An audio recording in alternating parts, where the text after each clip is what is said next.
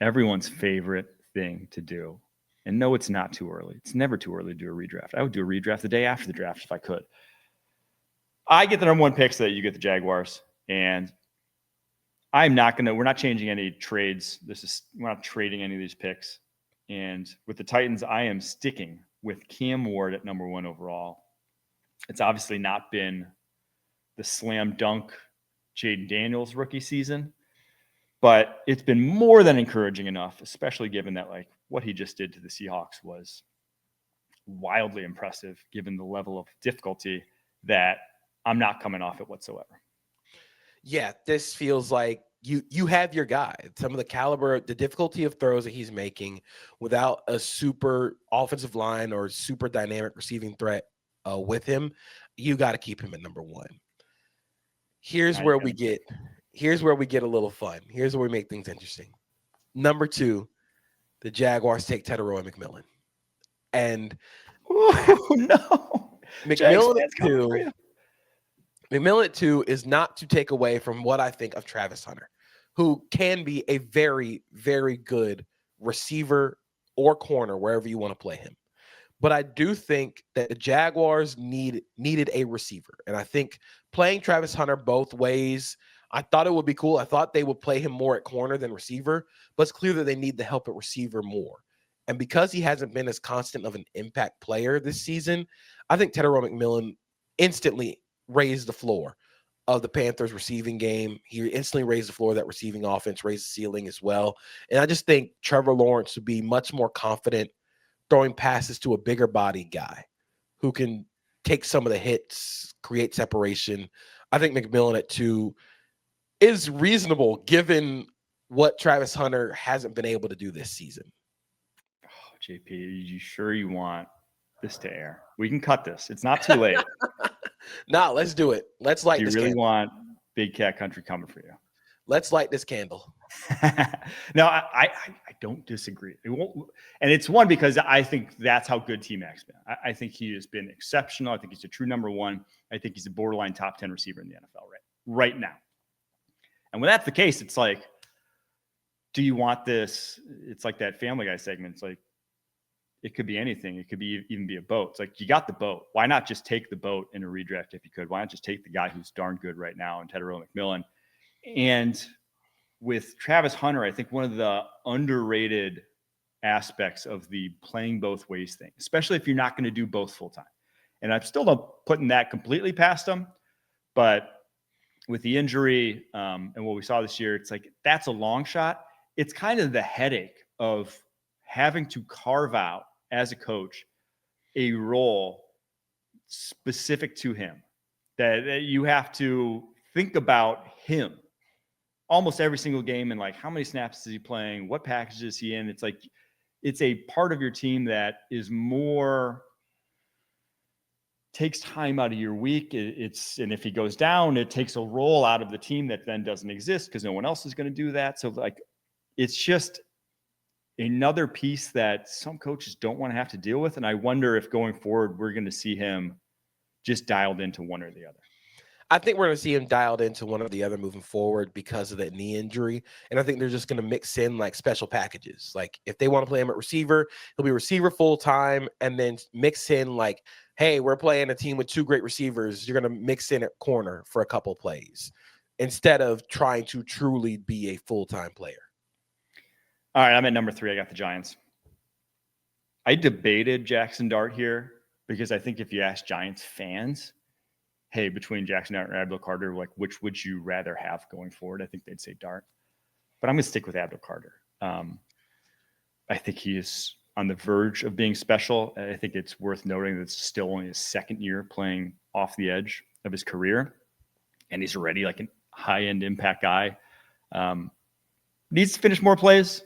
That's obvious watching his tape, but the high end from him is so high that I'm buying into what Abdul Carter could be at number 3 still. So my guy, actually, it wasn't Dart. It wasn't Abdul Carter. I thought about Armand Mimbu here at 3. Okay. Because, yes, just build a dominant O-line. Given the struggles of their offensive line, given some of the things that they want to do and want to be, Mimbu at right tackle, Andrew Thomas at left tackle, you can forget about both tackle spots for like 10 years. And that would mean a lot to a guy like Jackson Dart, who doesn't have to worry about taking hits as much as he does within the pocket. Outside the pocket's more of a dangerous game. But I think Mbu makes a lot of sense here, but I do like taking Abdul Carter just to sort of turn up the pass rush again. All right, we got it 4. I'm sticking with Will Campbell at 4. I think this was just as much a culture pick as it was needing a left tackle for Drake May. And Will Campbell had some rough periods to start the season, but I think he's constantly gotten better. And I think he really sets the tone for the physicality that Mike Vrabel wants for his offense. I debated Josh Simmons here, and I debated Mbu here as well. But I do think Will Campbell just fits the culture of the New England Patriots. I do think watching all the rookie offensive tackles, I would say who has the highest ceiling, I would say Josh Simmons. Now, given the off-field stuff that we still really don't know happened this year, given the knee, I'd probably lean Campbell or Banks if I really wanted a left tackle, just like for the careers going forward. But specifically for the Patriots, and I think the culture fit is the big aspect here. It's like, yeah, it's really hard to argue anyone else. Honestly, in this one, though, Travis Hunter, if he's available, I'd probably lean Hunter, but your need at tackle is so great going forward, and these tackles look so safe at this point in their careers that I wouldn't argue too hard. All that being said, I'm going Travis Hunter at 5. Yeah. Cleveland Browns. I'm not going Mason Graham here. If I have a chance to get in Travis Hunter, even if he's not healthy right now, even if Mason Graham's been, I think, impressive of late, and I think he's well worth the number 5 overall pick in retrospect, he ain't Travis Hunter and what he could do. And they definitely need wide receiver at this point in this Browns team. Somehow ending up with Travis Hunter and Shedeur Sanders would be incredible for the 2025 Browns redraft. Oh, I thought it could happen too. Could have. Mm-hmm. 6 overall pick. I don't have the Raiders taking Ashton Jeanty. I have them taking Josh Simmons. And obviously we know the whole, like, Jeanty is great, not great for that offensive line yet. The offensive line just doesn't have talent. And I just think Josh Simmons is one of the most talented players from this draft class.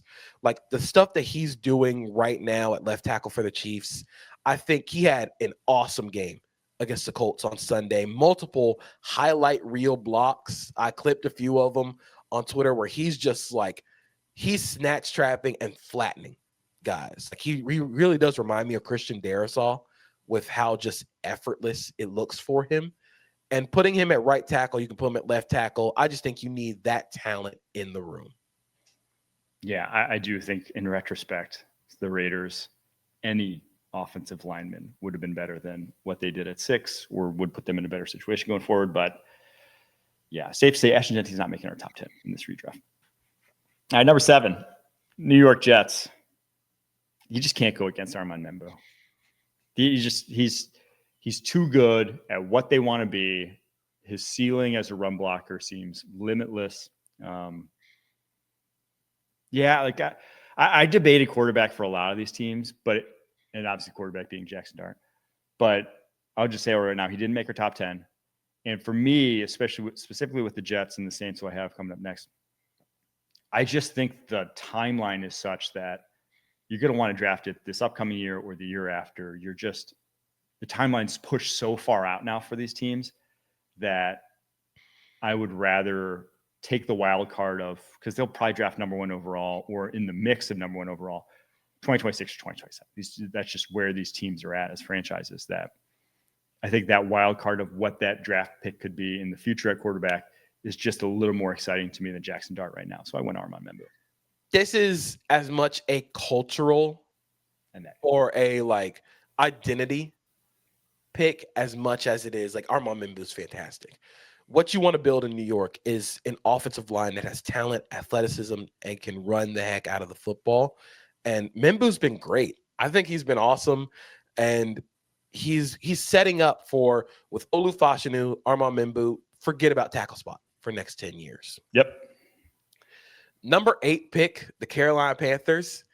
I did consider another receiver. I possibly considered Ibuka, but I decided to go Jalen Walker. Yes. Every mock draft I did coming to life. This was the most obvious. I had Jalen Walker here a lot. He has a 10.7 pressure rate, 3.1% sack rate, which for the Panthers, among their high volume like pass rushers, would be first on the Panthers in terms of pressure rate, sack rate. He just fits. I thought he fit the identity and the culture need for what the Panthers want to be defensively. He's a really strong run defender despite not being like huge as an edge player. But I just think that the Panthers need something on the defensive line. They need some juice. And Jalen Walker brings that more than anybody else that was sort of left on the board as a pass rusher. And I just think he just fit what they want it to be and who the Panthers want to be in terms of physicality on both sides of the line. Jalen Walker is that guy. With McMillan off the board, I went Jalen Walker. That was one of my favorite fits all draft season. Now I don't disagree with where they went, and obviously the guy they picked went 2 overall in this, but Jalen Walker in a Panthers uniform would have been fantastic. All right, number 9, Saints. I feel like I changed one of my picks. This one's Kelvin Banks Jr. I think they made the right pick originally. I think he's a franchise left tackle from what we've seen from him of late. He was my OT1 going in. And yeah, again, you could draft Jackson Dart here, but he would be stepping behind the worst pass blocking offensive line in the NFL if you did not have Kelvin Banks. It might be the worst still with Kelvin Banks. So I actually was a little skeptical of Kelvin Banks coming out of the draft. I thought he might have been better at right tackle, might have been a little bit better as a guard because of just the wideness of his base. It's a weird prospect for sure. Very, very weird prospect, but his play has sort of turned up as the season's gone on. You can tell he's grown a lot. I still sort of think they need better coaching along the offensive line in New Orleans that would really improve Kelvin Banks a lot. And with Membu, Simmons, Campbell off the board, Banks makes the most sense here. They still need offensive line help. I mean, you could consider Ibuka, but I think that would be adding a need on top of a strength on top of a strength when you talk about having, at that point, Olave and Rashid Shaheed. But I think Kelvin Banks is it's an identity play. Number 10, Chicago Bears. It's got to be Tyler Warren, right? Let's get Kyle Long on the phone. I'm calling Kyle right now. Let's see if we get Kyle. I need to see his take because here. Pick up Kyle.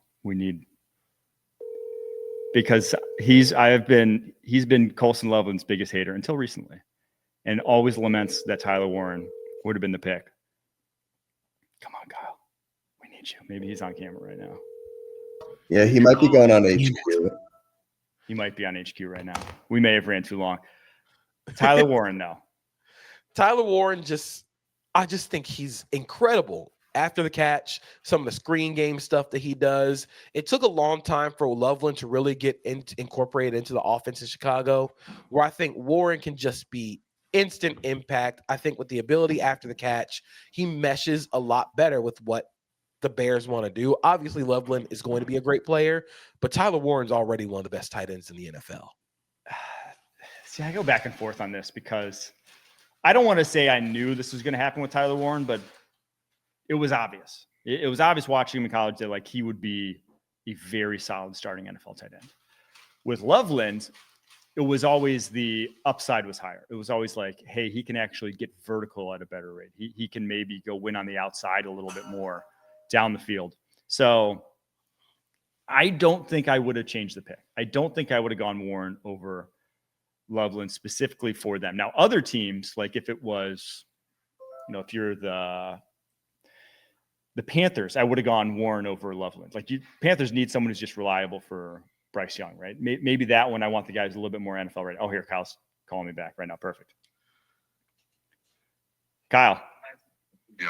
You're on Pushing the Pile right now. What do you mean? You're back on. We need your take. We're doing a 2025 NFL draft redraft. We came to the number 10 overall pick, the Chicago Bears. Tyler Warren and Colston Loveland are both on the board. Who are you picking? Well, if I have to take a look at the last 4 weeks, I'm going to be going with Colston Loveland. And if I'm going to trust in my guy, Mike Renner, who has been on the nose about this Colston Loveland character since pre-draft. I'm going to redraft Colston Loveland. Look, Tyler Warren's awesome. I think he's going to be, for the next 10 years, one of the top 3 to 5 tight ends in football. But I think Colston Loveland could do the same thing. I just think yards after the catch, body control, his ability to be anywhere on the football field, it makes him special. And obviously, he's got the trust of his quarterback and his coach. I'm going to stick with the Ryan Poles pick, Colston Loveland to the Bears. Thanks, baby. Miss you. Take it easy. All right, see you guys. Perfect. Love it. Of course, he went Colston Loveland. We've talked him into it. We got him. We finally got him. But I think Warren would really give the Bears a little bit more pop in the short yardage game and in the screen game, which, of course, we know right now the Bears are all about chunk plays and explosives. But Warren would give them such easy offense. And imagine all the trick play stuff Ben Johnson can do with Tyler Warren. Yeah. Like, that's another added element.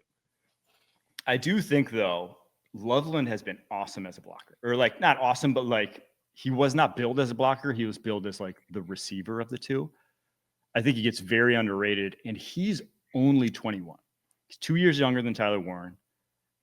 You know, I always go back to, like, George Kittle wasn't even starting at Iowa, and he was 21 years old. Like, these guys at that point in time, when you're 6'5", coming from Idaho, he's probably going to get physically more mature as his career goes on. You can expect more from him down the line. I don't know. I lean Loveland. You'd go Warren. I don't think there's any wrong answer, though, for the Chicago Bears in the redraft. Yeah, they either or. I went between both Warren and Loveland, but either one of those guys. This tight end class looks like it rules. So, is there anyone you felt bad leaving out where you're like, oh, man, we left out him?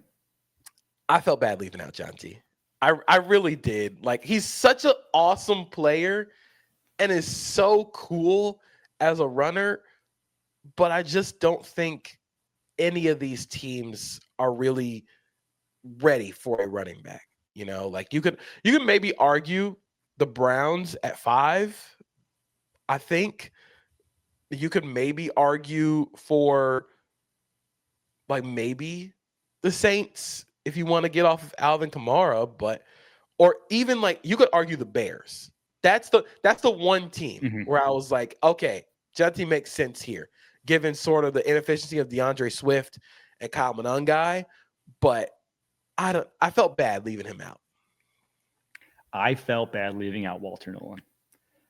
Yeah. I think Walter Nolan's going to be a top 5 pass rushing DT in the NFL by the end of his rookie contract. I debated him for the Saints, but their offensive line's so bad.